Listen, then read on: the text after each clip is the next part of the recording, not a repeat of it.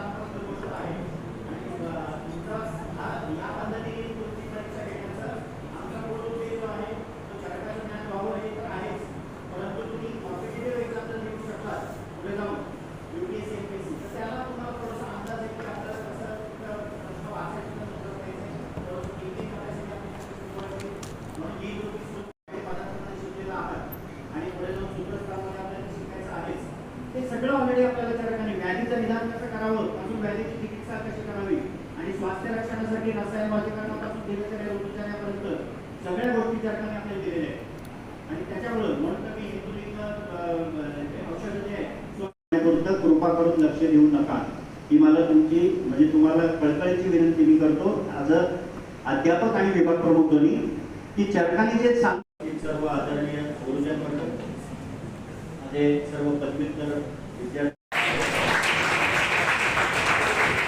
घ्यावा लागतो तेव्हा कोडवानी सरांनी तुमचं अभिनंदन केलेलं आहे, तुम्ही आयुर्वेदात आले याबद्दल मी पण तुमचं स्वागत करते की तुम्ही आयुर्वेदासारख्या अप्रतिम म्हणेल मी किंवा फ्युचरमध्ये त्याची डिमांड राहणार आहे। जर तुम्ही अभ्यास केला तर निश्चित तुमचं भविष्य उज्ज्वल आहे।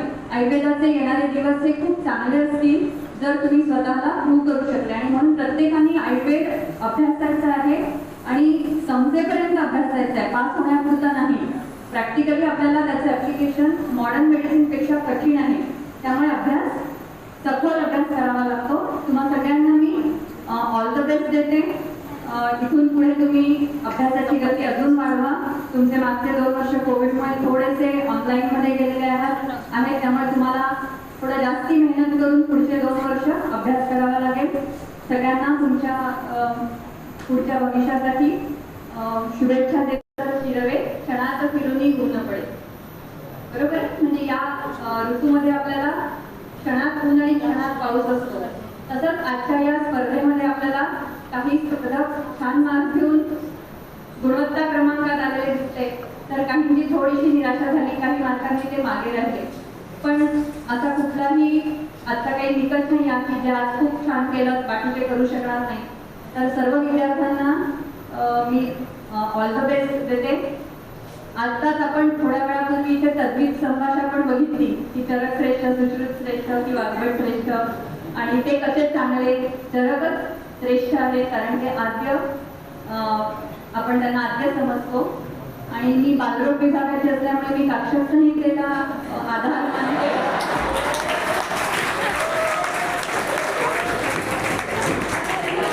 पण तरी सुद्धा काक्षसंहिता ही थोडी खंडित स्वरूपात असल्यामुळे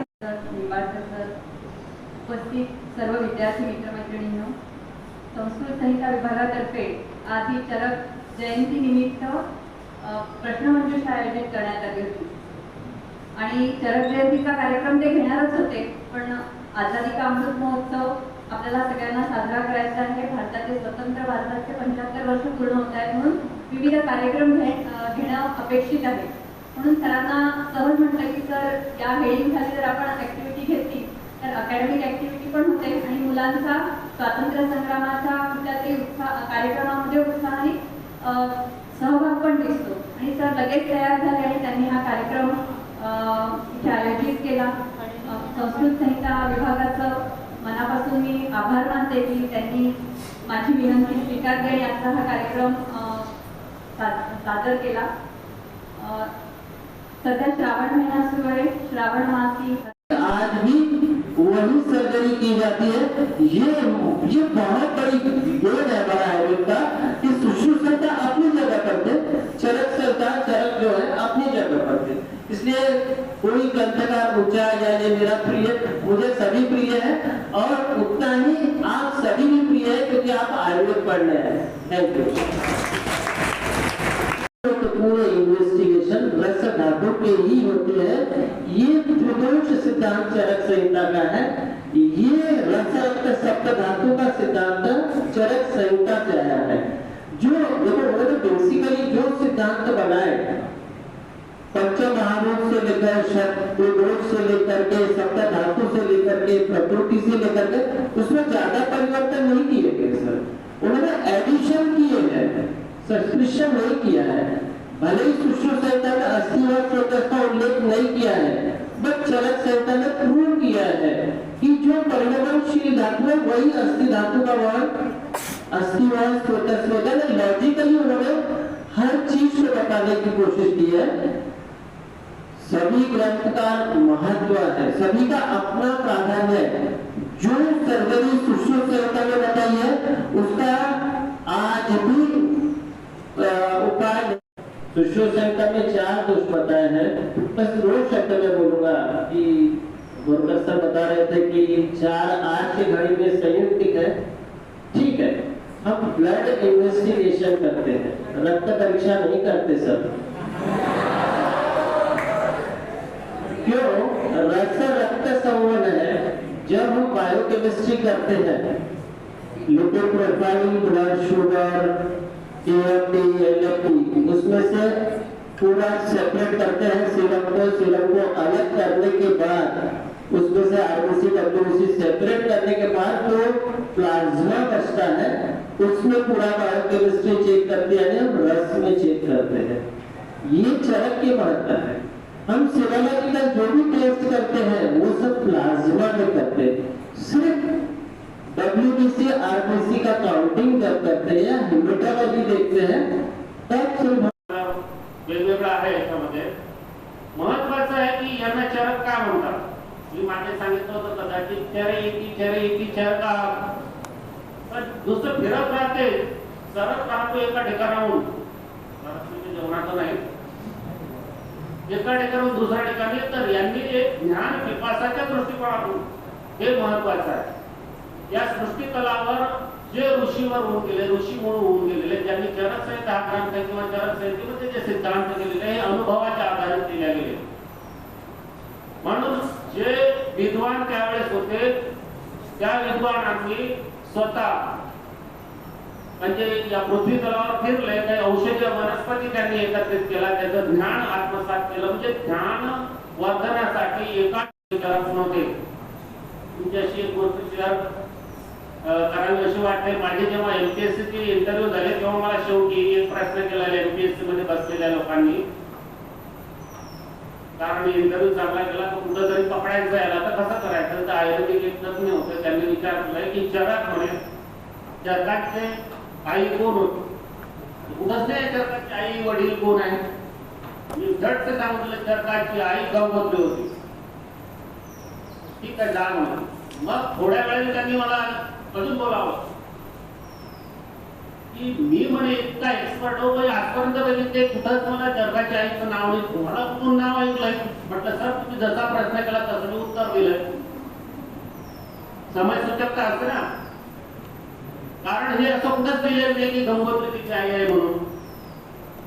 मी तेव्हाचा विचार करत आहे म्हणे. म्हणजे या ठिकाणी कधी कधी तुम्हाला समयसूचक आता चरक भरपूर होऊन गेले. तुम्हाला परिचयाला झालेला आहे, पुस्तक वाचलं असेल, त्यामध्ये बरेच चरक होऊन गेलेले आहेत. पण हे एक दिवस त्यांचा कोणता तरी आपण साजरा करावा, काहीतरी नाविन्यपूर्ण स्थान द्यावं, त्या दृष्टिकोनातून हा एक दिवस निवडलेला आहे, नागपंचमी. आणि तुम्हाला माहित आहे भावप्रकाश मतानुसार शेषनागाचा अवतार चरक मानतात. तसा तो विशुद्ध नामक ऋषीचा पुत्र आहे असं भावप्रकाशात आहे. बाकी बरेच आहेत. कालाचा जर संबंध जोडला तर वेगळा वेगळा आहे. कालानुसार ही आजची जयंतीच नाही तसं जर विचार केला तर. कारण कुशाण वंशी चंद्रगुप्त मौर्य यांच्या दरबारात हा एक वैद्य होता ज्याचा काळ इसवी सन पूर्व 2री शताब्दी मानतात. आणि तुम्हाला माहिती आहे प्रतिसंस्कृत आहे ते अग्निवेश तंत्रावर यांनी प्रतिसंस्करण केलं, नामकरण झालं ते चरक संहिता. दृढबलानं हे पूर्ण केलंय. परंतु दृढबलाच्या मनाचं अपयश ही यशाची पायरी असते हे सर्वांना माहित आहे. तसं अपयश आलं पाहिजे तेव्हाच आपण यशाचा पाठलाग करतो. म्हणून ते घाबरू नका, घाबरून जाऊ नका. कोणी परीक्षेत फेल होईल असं नाहीये. तुम्हाला काहीतरी अभ्यासाची अजून आवश्यकता आहे. हा मात्र दिशा निर्देश आहे. पास होणं काही कठीण नाही आहे. पास होणं फार सोपं आहे. पण त्यामध्ये प्रावीण्य दाखवणं हे महत्वाचं आहे. आणि विषय किती समजलेला आहे ते माहीत असणं आवश्यक आहे. आता पहिला प्रश्न, आपण चरक जयंती सुश्रुत जयंती का नाही आपण साजरी करत? चरक जयंती का साजरी करतोय? कारण आयुर्वेद म्हटलं तर चरकांचं नाव सर्वप्रथम समोर ते संहिता ग्रंथ. संहितामध्ये बृहत्त्रयीमध्ये सर्वात मोठा ग्रंथ असणारा चरक आहे. आद्य दैवत जरी आपण धन्वंतरी देवता समजलं तरी आपल्या आयुर्वेदाच्या दृष्टिकोनातून पहिला आज जेवण सुद्धा करायला वेळ मिळाला नाही. आज रसक्षय झालेला आहे. त्याच्यात मध्ये वस्तीला काय तर असो आजच्या या चरक जयंती निमित्त आयोजित केलेल्या या कार्यक्रमाला लाभलेले अध्यक्ष घेण्यामागचा उद्देश जो आहे, कोणती स्पर्धा असो तुमच्या ज्ञानामध्ये वर्धन करणं. आता सरांनी तुम्हाला किती दिवसापासून, जवळपास 8 ते 10 दिवसापासून पहिलेच सांगितलेलं की किती कोर्स आहे. म्हणजे 5 स्थानावर 4 प्रश्न नाही, मला वाटतं 5 स्थानावर 30 प्रश्न आणि प्रत्येकी 4 अध्याय, म्हणजे एकूण वाचून 20 अध्याय. 20 अध्यायाचं मला वाटते अध्यापन पण सरांनी अर्ध्या अध्यायाचं घेतलंच असेल. काही तुम्हाला करावं लागलं असेल. पण जरा तुमचा जो गुणवत्ता क्रम जो दिसून आलाय तो कोरोनामुळे निश्चितच लक्षात आलेलं काय आहे. ठीक आहे,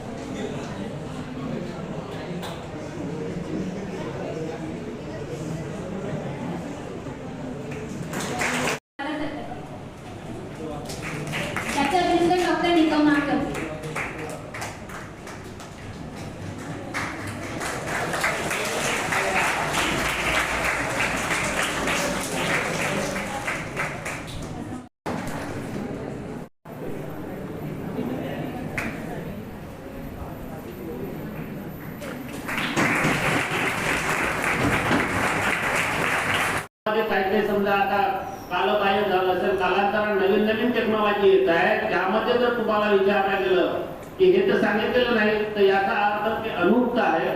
चरकाचार्याने ते पण वर्णन केलंय हे अनुक्त आहे आणि त्याची दोषांच्या लक्षणांनुसार त्या ठिकाणी चिकित्सा करावी. मला माहिती आहे तुम्ही बोर झालेले, मी काही जास्त बोलत नाही, लक्ष झालेलं आहे. आणि माझे झाला पण मला बोलताना आठवत नाही. मग 1 घंटा तुम्हाला माहित आहे 1 घंटा मी सोडत नाही, पण तसं नाही आहे. तर या चरक जयंती निमित्त आपल्या ज्ञानात समर्थन हो अशाच परीक्षा आपण देत राहाव्या. आणि चरक जयंती निमित्त आपल्या सर्वांना माझ्याकडून आणि विभागाकडून शुभेच्छा. त्यांनी चरक संहितेचंच नाव ठेवलंय कारण संहिता म्हणजे भाष्यरूप असणारा ग्रंथ आणि तंत्र म्हणजे माहिती आहे तुम्हाला सूत्रबद्ध असणारा अग्निवेश ग्रंथ. अग्निवेश आणि संपुरित करणारा जो ग्रंथ आहे म्हणजे संपुरित करणारा आहे तो दृढबल. तर या 3 स्तरामध्ये लिहिल्या गेलेली आहे. लक्षात घ्या. मागच्या वर्षी तुमचं झालेलं आहे माहिती. इतिहासामध्ये चुकून प्रश्न आला असेल तर मला वाटत नाही इतिहास कोणी बरोबर लिहिला असेल, पण थोडी माहिती असावी. आणि यांचं एक हा व्यक्ती या ठिकाणी दिसून येत नाही किंवा एक विद्वान दिसून येत नाही, असे भरपूर विद्वान आहेत. म्हणून तरी पण कुठंतरी ज्ञानाला मर्यादा असतात, कुणाला तरी कुठंतरी स्थान द्यावं म्हणून शेषनाग हा सर्व धरतीचा म्हणजे पृथ्वी ज्याने आपल्या पणावर पूर्ण सांभाळलेली आहे. कोणताही मनुष्य जेव्हा जन्म घेतो किंवा कोणताही जीव जगतो, जो प्राणी मात्राच्या दृष्टिकोनातून ज्याने जन्म घेतला त्याचा निश्चित मृत्यू आहे. मात्र जन्मापासून तर मृत्यूपर्यंत जी आयु आहे ती आयु कशी सुखमय जाईल याविषयीचा दिशानिर्देश या शास्त्रामध्ये आहे. म्हणून आयुर्वेद कोणताही या ठिकाणी सजीव प्राणी असतो त्याला आयुर्वेदाची निश्चितच सांगड आहे. कारण जन्मापासून तर मृत्यूपर्यंत ज्याचा जन्म झाला त्याला नक्की मृत्यू आहे, परंतु जो स्पॅन मधला आहे आयुष्याचा तो किती सुखकर होईल, सुखमय होईल, दुःख कसं दूर करता येईल याचं सर्व सांगोपांग वर्णन त्यांनी किंवा विचार त्यांनी त्यावेळेस केलेला आहे. म्हणून एक शेषनागाचा अवतार म्हणून नागवंश यांना मानतात. बौद्ध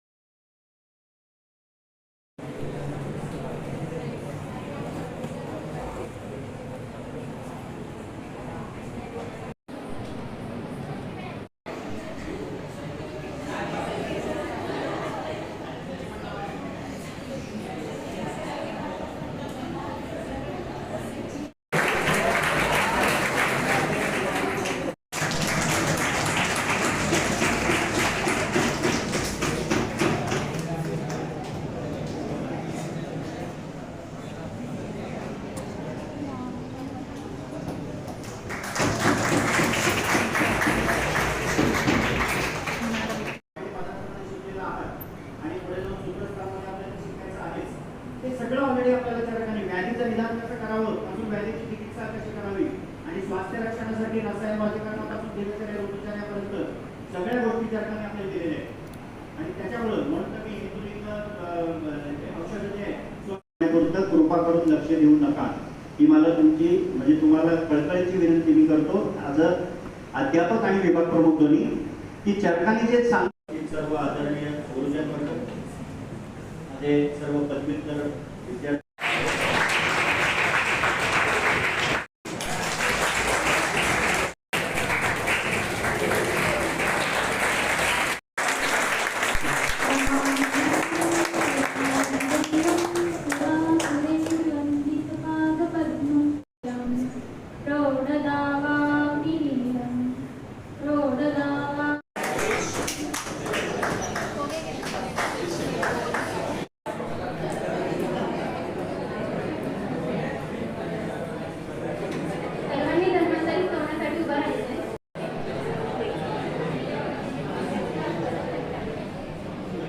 पूरे इन्वेस्टिगेशन रस धातु के ही होती है.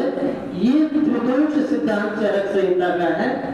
ये रस रक्त सप्त धातु का सिद्धांत चरक संहिता से आया है.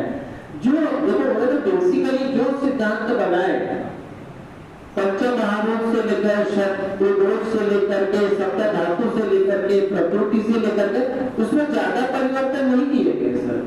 उन्होंने एडिशन किए हैं, सब्सक्रिप्शन नहीं किया है.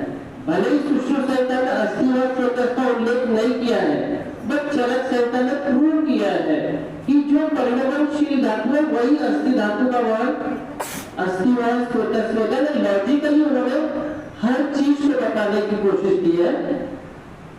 सभी ग्रंथ का महत्व है, सभी का अपना प्राधान्य है. जो सर्जरी सुश्रुत संहिता में बताई है उसका आज भी उपाय.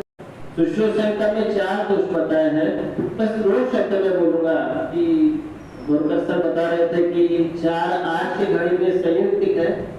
ठीक है, हम ब्लड इन्वेस्टिगेशन करते हैं, रक्त परीक्षा नहीं करते सर. क्यों? रक्त रक्त संवन है. जब हम बायोकेमिस्ट्री करते हैं, lipid profile, blood sugar, EFT LFT, उसमें से पूरा सेपरेट करते हैं सीरम को अलग करने के बाद उसमें से RBC WBC सेपरेट करने के बाद जो प्लाज्मा बचता है उसमें पूरा बायोकेमिस्ट्री चेक करते हैं, हम रस में चेक करते हैं। ये चरक की महत्ता है। हम सीरोलॉजिकल जो भी टेस्ट करते हैं वो सब प्लाज्मा में करते हैं। सिर्फ WBC RBC का काउंटिंग जब करते हैं, हेमेटोलॉजी देखते हैं, तब सिर्फ संहिता विभाग प्रमुख डॉक्टर निंबाळकर सर, बालरोग विभाग प्रमुख डॉक्टर निकम मैडम, संहिता विभागाचे पदव्युत्तर विद्यार्थी और माझे विद्यार्थी, ये ज्यादा मुझे कुछ नहीं बोलना है। चरक संहिता, सुश्रुत संहिता, अष्टांग संग्रह, वाभट सभी बृहद त्रयी में आते हैं। सर्वप्रथम पहला ग्रंथ है चरक, पहला 20 6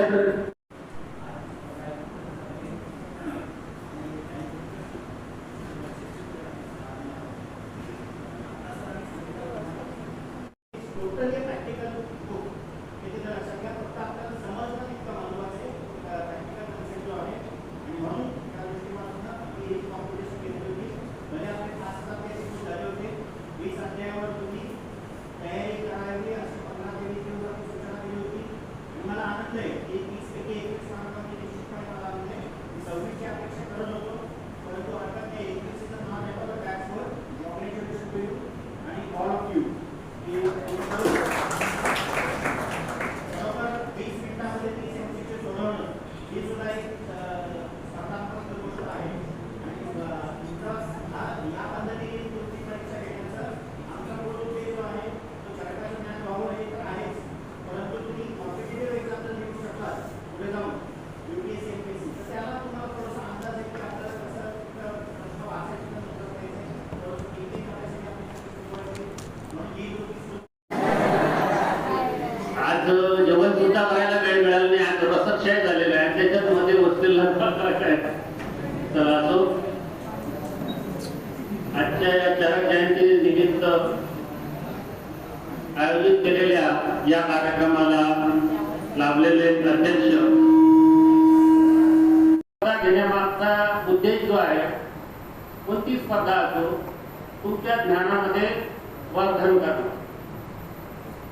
आता सरांनी तुम्हाला किती दिवसापासून, जवळपास 8 ते 10 दिवसापासून पहिले सांगितलेलं की किती कोर्स आहे, म्हणजे 5 स्थानावर 4 प्रश्न नाही, मला वाटतं 5 स्थानावर 30 प्रश्न आणि प्रत्येकी 4 अध्याय, म्हणजे एकूण वार्षिक 20 अध्याय. 20 अध्यायात मला वाटते अध्यापन पण सरांनी अर्ध्या अध्यायात घेतलंच असेल, काही तुम्हाला करावं लागलं असेल, पण जरा तुमचा जो गुणवत्ता क्रम जो दिसून आलाय तो कोरोनामुळे निश्चितच लक्षात आलेलं काय आहे. ठीक आहे,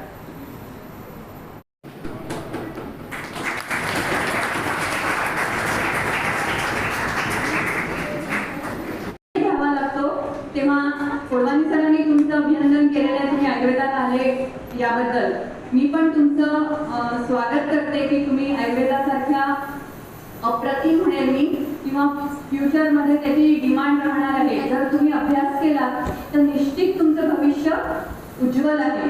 आयुर्वेदाचे येणारे दिवस हे खूप चांगले असतील जर तुम्ही स्वतःला प्रूव्ह करू शकले. आणि म्हणून प्रत्येकाने आयुर्वेद अभ्यासायचं आहे आणि समजेपर्यंत अभ्यासायचं आहे, पास होण्यापुरता नाही.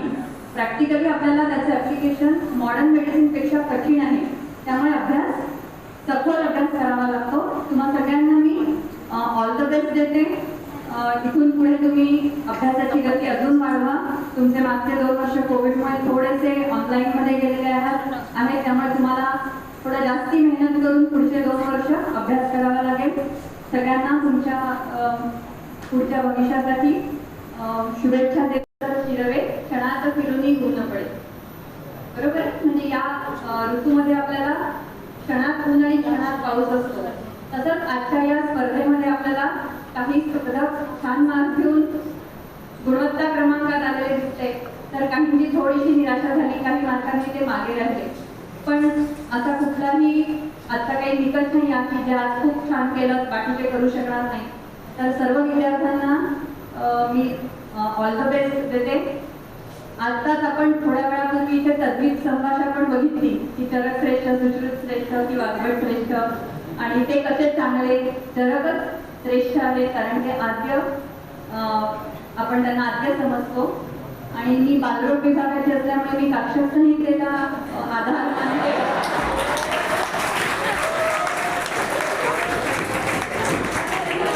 पण तरी सुद्धा काक्षक संहिता ही थोडी खंडित स्वरूपात असल्यामुळे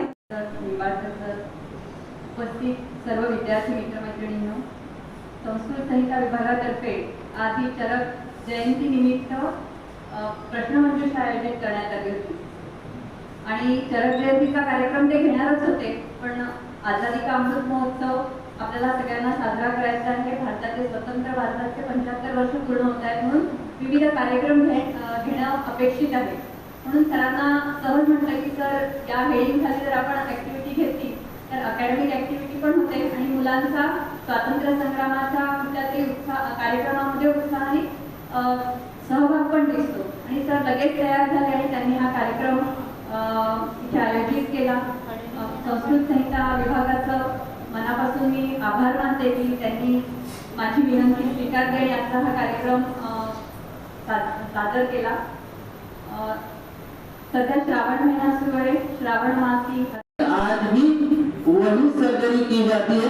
ये बहुत बड़ी बोझ है हमारा आयुर्वेद का कि सुश्रुत संहिता अपनी जगह पर थे, चरक संहिता चरक जो है अपनी जगह पर थे. इसलिए कोई ग्रंथ का ऊंचा या ये मेरा प्रिय, मुझे सभी प्रिय है और उतना ही आप सभी भी प्रिय है क्योंकि आप आयुर्वेद पढ़ने हैं. Thank you. काही समजा आता कालबाह्य झालं असेल, कालांतराने नवीन नवीन टेक्नॉलॉजी येत आहे, त्यामध्ये जर तुम्हाला विचारलं गेलं की हे तर सांगितलेलं नाही तर याचा अर्थ ते अनुक्त आहे. तर्काचार्याने ते पण वर्णन केलं आहे, हे अनुक्त आहे आणि त्याची दोषांच्या लक्षणांनुसार त्या ठिकाणी चिकित्सा करावी. मला माहिती आहे तुम्ही बोर झालेला, मी काही जास्त बोलत नाही, लक्ष झालेलं आहे आणि माझे जे झाला पण मला बोलताना आठवत नाही. मग 1 घंटा तुम्हाला माहित आहे 1 घंटा मी सोडत नाही, पण तसं नाही आहे. तर या चरक जयंती निमित्त आपल्या ज्ञानात समर्थन हो अशाच परीक्षा आपण देत राहाव्या. आणि चरक जयंती निमित्त आपल्या सर्वांना माझ्याकडून आणि विभागाकडून शुभेच्छा. त्यांनी चरक संहितेचंच नाव ठेवलंय कारण संहिता म्हणजे भाष्यरूप असणारा ग्रंथ आणि तंत्र म्हणजे माहिती आहे तुम्हाला सूत्रबद्ध असणारा अग्निवेश ग्रंथ, अग्निवेश आणि संपुरित करणारा जो ग्रंथ आहे म्हणजे संपुरित करणारा आहे तो दृढबल. तर या 3 स्तरांमध्ये लिहिल्या गेलेली आहे. लक्षात घ्या. मागच्या वर्षी तुमचं झालेलं आहे माहिती, इतिहासामध्ये चुकून प्रश्न आला असेल तर मला वाटत नाही इतिहास कोणी बरोबर लिहिला असेल, पण थोडी माहिती असावी. आणि यांचं एक हा व्यक्ती या ठिकाणी दिसून येत नाही किंवा एक विद्वान दिसून येत नाही, असे भरपूर विद्वान आहेत. म्हणून तरी पण कुठंतरी ज्ञानाला मर्यादा असतात, कुणाला तरी कुठंतरी स्थान द्यावं म्हणून शेषनाग हा सर्व धरतीच्या पृथ्वी ज्याने आपल्या पणावर पूर्ण सांभाळलेली आहे. कोणताही मनुष्य जेव्हा जन्म घेतो किंवा कोणताही जीव जगतो तो प्राणी मात्राच्या दृष्टीकोनातून ज्याने जन्म घेतला त्याचा निश्चित मृत्यू आहे. मात्र जन्मापासून तर मृत्यूपर्यंत जी आयु आहे ती आयु कशी सुखमय जाईल याविषयीचा दिशानिर्देश या शास्त्रामध्ये. म्हणून आयुर्वेद कोणताही या ठिकाणी सजीव प्राणी असतो त्याला आयुर्वेदाची निश्चितच सांगड आहे. कारण जन्मापासून तर मृत्यूपर्यंत ज्याचा जन्म झाला त्याला नक्की मृत्यू आहे, परंतु जो स्पॅन मधला आहे आयुष्याचा तो किती सुखकर होईल, सुखमय होईल, दुःख कसं दूर करता येईल याचं सर्व सांगोपांग वर्णन त्यांनी किंवा विचार त्यांनी त्यावेळेस केलेला आहे. म्हणून एक शेषनागाचा अवतार म्हणून नागवंश ज्यांना मानतात. बौद्ध वेगवेगळा आहे याच्यामध्ये. महत्वाचं आहे की यांना चरक का म्हणतात. मी मागे सांगितलं होतं कदाचित चरे चर का, पण दुसरं फिरत राहते, सरत राहतो एका ठिकाणाहून, जेवणाचं नाही, एका ठिकाणाहून दुसऱ्या ठिकाणी. तर यांनी एक ज्ञान पिपासाच्या दृष्टिकोनातून हे महत्वाचं आहे. या सृष्टी तलावर जे ऋषीवर होऊन गेले, ऋषी म्हणून होऊन गेलेले, ज्यांनी चरक संहिता हा ग्रंथ किंवा चरक संहितेमध्ये जे सिद्धांत केलेले हे अनुभवाच्या आधारित केले गेले. म्हणून जे विद्वान त्यावेळेस होते त्या विद्वानांनी स्वतः म्हणजे या पृथ्वी तलावर फिरले, काही औषधीय वनस्पती त्यांनी एकत्रित केला, त्याचं ज्ञान आत्मसात केलं. म्हणजे ज्ञान वर्धनासाठी एका विचारात नव्हते. तुमच्याशी एक गोष्ट शेअर करावी अशी वाटते. माझे जेव्हा MPSC चे इंटरव्ह्यू झाले तेव्हा मला शेवटी एक प्रश्न केला MPSC मध्ये बसलेल्या लोकांनी, कारण इंटरव्ह्यू चांगला केला तर कुठं जरी पकडायचं यायला तर कसं करायचं. तर आयुर्वेदिक एक तज्ञ होते, त्यांनी विचारलंय की चरक म्हणे चरकाचे आई कोण होती. कुठंच नाही चरकाची आई वडील कोण आहे. मी झट सांगितलं चरकाची आई गंगोत्री होती. ठीक आहे जाण होती. मग थोड्या वेळाने त्यांनी मला अजून बोलावं की मी म्हणे इतका एक्सपर्ट हो आजपर्यंत बघितले कुठंच मला चरकाच्या आईचं नाव नाही. तुम्हाला कुठून नाव ऐकलंय. म्हटलं सर तुम्ही जसा प्रश्न केला तसं मी उत्तर दिलंय. समाजसूचकता असते ना, कारण हे असं कुठंच दिलेलं नाही की गंगोत्री तिची आई आहे म्हणून. मी तेव्हाचा विचार करत आहे म्हणजे या ठिकाणी कधी कधी तुम्हाला समाजसूचक आता चरक भरपूर होऊन गेले. तुम्हाला फर्स्ट इयरला झालेलं आहे, पुस्तक वाचलं असेल, त्यामध्ये बरेच चरक होऊन गेलेले आहे. पण हे एक दिवस त्यांचा कोणता तरी आपण साजरा करावा, काहीतरी नाविन्यपूर्ण स्थान द्यावं, त्या दृष्टिकोनातून हा एक दिवस निवडलेला आहे नागपंचमी. आणि तुम्हाला माहित आहे भावप्रकाश मतानुसार शेषनागाचा अवतार चरक मानतात. तसा तो विशुद्ध नामक ऋषीचा पुत्र आहे असं भावप्रकाशात आहे. बाकी बरेच आहे. कालाचा जर संबंध जोडला तर वेगळा वेगळा आहे. कालानुसार ही आजची जयंतीच नाही तसं जर विचार केला तर. कारण कुशाण वंशी चंद्रगुप्त मौर्य यांच्या दरबारात हा एक वैद्य होता ज्याचा काळ इसवी पूर्व 2री शताब्दी मानतात. आणि तुम्हाला माहिती आहे प्रतिसंस्कृत आहे ते अग्निवेश तंत्रावर यांनी प्रतिसंस्करण केलं, नामकरण झालंय ते चरक संहिता. दृढबलानं हे पूर्ण केलंय. परंतु दृढबलाचा मनाचा अपयश ही यशाची पायरी असते. हे सर्वांना माहित आहे. तसं अपयश आलं पाहिजे तेव्हाच आपण यशाचा पाठलाग करतो. म्हणून ते घाबरू नका, घाबरून जाऊ नका. कोणी परीक्षेत फेल होईल असं नाहीये. तुम्हाला काहीतरी अभ्यासाची अजून आवश्यकता आहे. हा मात्र दिशानिर्देश आहे. पास होणं काही कठीण नाही आहे. पास होणं फार सोपं आहे. पण त्यामध्ये प्रावीण्य दाखवणं हे महत्वाचं आहे. आणि विषय किती समजलेला आहे ते माहीत असणं आवश्यक आहे. आता पहिला प्रश्न, आपण चरक जयंती सुश्रुत जयंती का नाही आपण साजरी करत. चरक जयंती का साजरी करतोय. कारण आयुर्वेद म्हटलं तर चरकांचं नाव सर्वप्रथम समोर ते संहिता ग्रंथ. संहितामध्ये बृहत्त्रयीमध्ये सर्वात मोठा ग्रंथ असणारा चरक आहे. आद्य दैवत जरी आपण धन्वंतरी देवता समजलं तरी आपल्या आयुर्वेदाच्या दृष्टिकोनातून